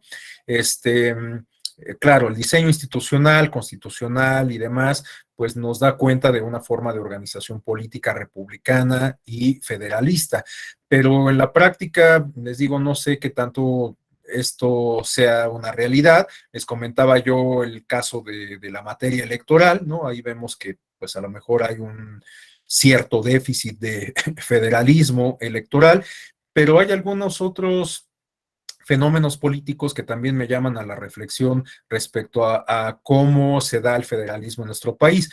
Por ejemplo, ustedes saben mejor que yo cómo se gestan y cómo es el procedimiento para aprobar una reforma constitucional, ¿no? Sabemos que se requiere de una mayoría calificada en el órgano federal, en el órgano legislativo, pero que además se requiere de la aprobación de, si no me equivoco, son 17 legislaturas, ¿no? 17 legislaturas locales. Y la verdad, yo hasta el momento no tengo registro de que alguna legislatura local, cuando se impulsa una reforma legislativa, en términos constitucionales, haya dicho, pues yo no voy a aprobar esa reforma, ¿no? La verdad es que en la práctica, les digo, yo no tengo ningún registro de que haya algo, una experiencia similar, y esto yo lo explicaría quizás a partir de las dinámicas políticas que se generan a partir de este diseño político institucional, porque ya quisiera yo ver cómo se castigaría, perdón por la expresión tan fuerte, tan coloquial, pero a lo mejor sí se pudiera imponer una suerte de castigo en términos presupuestales a un Estado que se niegue a aprobar una reforma constitucional, ¿no? Entonces, este tipo de cuestiones me llaman a la reflexión, como les decía, en torno a cómo funciona el federalismo en la práctica y cómo debería de funcionar en nuestro país. Pero bueno, es una opinión absolutamente personal que pues sobre todo responde a intereses estrictamente intelectuales, ¿no? Académicos y por supuesto personales. Bueno, en esta etapa de la Constitución o de la aprobación de la Constitución del 57, ustedes saben también que pues vivimos un periodo bastante convulso, prácticamente pues todo el siglo XIX fue así. De hecho, la estabilidad política, económica y social de alguna manera se alcanzó hasta el periodo del Porfiriato, y a partir del restablecimiento de la República con Juárez, ¿no? Pero creo que todo se materializa sobre todo en el periodo, esta estabilidad se materializa sobre todo en el periodo del Porfiriato. Bueno, entonces, considerando esto, la efervescencia política, social, económica, o mejor dicho, la inestabilidad económica que había, hubo muchos eventos que se presentaron durante esta mitad del siglo XIX, ¿no? Tenemos la intervención de los Estados Unidos, tenemos el intento de intervención francesa, este intento de imperio por parte de los conservadores y, bueno, el gobierno francés, entre otras cuestiones, ¿no? Bueno, en este contexto se dio también una nueva pugna entre liberales y conservadores, entre centralistas y federalistas, aunque al final, pues ya conocemos la historia, ¿no? Finalmente, después de esta defensa de la soberanía nacional encabezada sobre todo por Benito Juárez, pues se logró el restablecimiento de la República y a partir de entonces es que comienzan a gestarse algunas de las instituciones políticas e instituciones electorales incluso que pues han sobrevivido a lo largo del tiempo, ¿no? Bueno, nuevamente tenemos en estas dos láminas una línea del tiempo que recapitula varias de las cuestiones que hemos comentado. Tenemos que en 1848 se firma la paz con Estados Unidos, después de que se perdió la mitad del territorio nacional. Santana regresó a gobernar el país con apoyo de los conservadores, encabezados por Lucas Alamán. Santana promulgó las bases de la administración de la República, estas bases orgánicas que comentábamos hace rato, las de 1847. Se elaboró el plan de Ayutla en contra de Santana y se estableció un nuevo gobierno y una constitución liberal, esta que acabamos de comentar, la de 1857. Hay una oposición política y armada frente al nuevo gobierno liberal. Esto motivó el estallamiento de la guerra de reforma entre liberales y conservadores, que tuvo verificativo de 1858 a 1860. Como ya lo habíamos adelantado, en la década de los 60 presenciamos este intento de adopción de un imperio como forma de organización política en nuestro país, encabezado por Maximiliano de Habsburgo, y finalmente triunfó la República. Se llevaron a cabo elecciones en donde resultó electo Benito Juárez, y después, a la muerte de Juárez, se convocaron a elecciones y resultó electo Sebastián Lerdo de Tejada, ¿no? Un dato curioso también aquí, como les comentaba, Benito Juárez, esto seguramente varios de ustedes lo saben también, ocupó la presidencia en varios momentos de la República, no solamente durante la etapa de inestabilidad frente al intento de imperio de Maximiliano, sino ya después de que se restauró la República, ¿no? Les decía, finalmente Benito Juárez dejó la presidencia porque lo sorprendió la muerte, ¿no? Pero en la última reelección, en donde resultó ganador Benito Juárez, resulta que hubo un opositor sumamente interesante, importante, que fue don Porfirio Díaz, precisamente, ¿no? Entonces resulta curioso que Porfirio Díaz en su momento se haya inconformado contra la elección de Benito Juárez, enarbolando ni más ni menos que el mismo lema que después enarbolaría en su contra Francisco I. Madero, es decir, el de el sufragio efectivo, no reelección. Bueno, el de sufragio efectivo es más bien de Madero, pero el de no reelección sí lo compartían definitivamente ambos personajes, ¿no? Y de hecho, después Porfirio Díaz, en el intento de reelección, una vez que murió Juárez y Lerdo de Tejada ocupó la presidencia, en su intento por reelegirse se enfrentó nuevamente Porfirio Díaz a este intento, y en esta ocasión Porfirio Díaz se impuso, ¿no? Nuevamente enarbolando el lema de no reelección.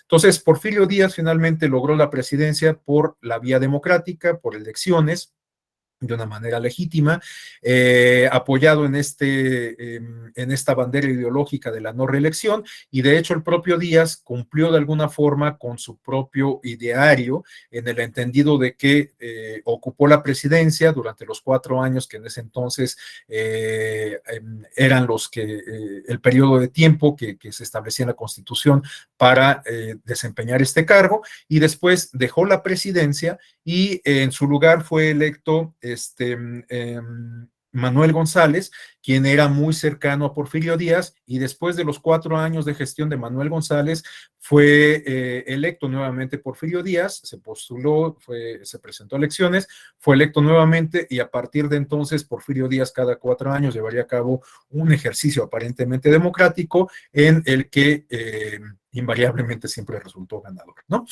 Pero, bueno, hasta aquí esta línea del tiempo que justamente da pauta para pasar a la siguiente etapa, que es la del porfiriato.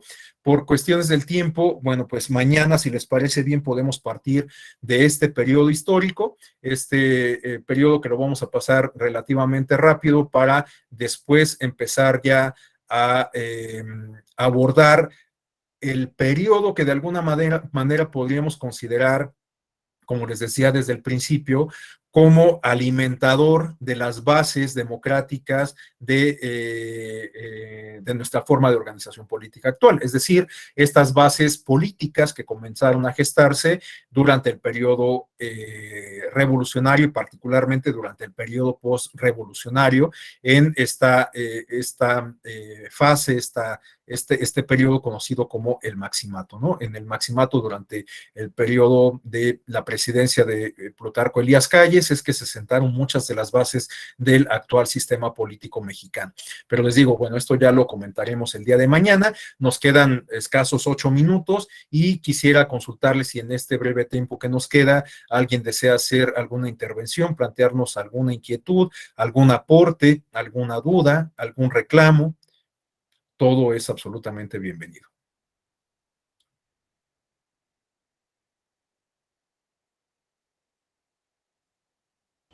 Adelante, Minerva, por favor. Y luego Laura.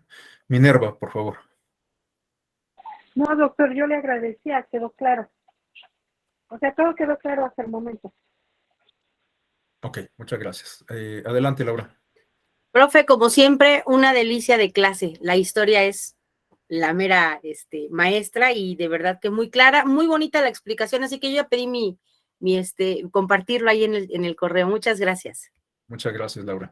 Bueno, pues les agradezco mucho sus palabras, les agradezco absolutamente a todas y a todos el favor de su atención. Espero que pues esto haya cumplido con el propósito de que resultara de interés y ameno, por lo menos para la mayoría de ustedes, y bueno, pues las invitaría muy cordialmente a que nos encontremos de nueva cuenta mañana en punto de las 5, a efecto de que demos inicio a las 5:05. Muchas gracias a todas y a todos, que pasen muy buena noche. Gracias, igualmente. Hasta mañana, doctor. Gracias, hasta mañana. Muchas gracias, saludos. Gracias a ustedes, hasta luego. Gracias, Alex, por el apoyo.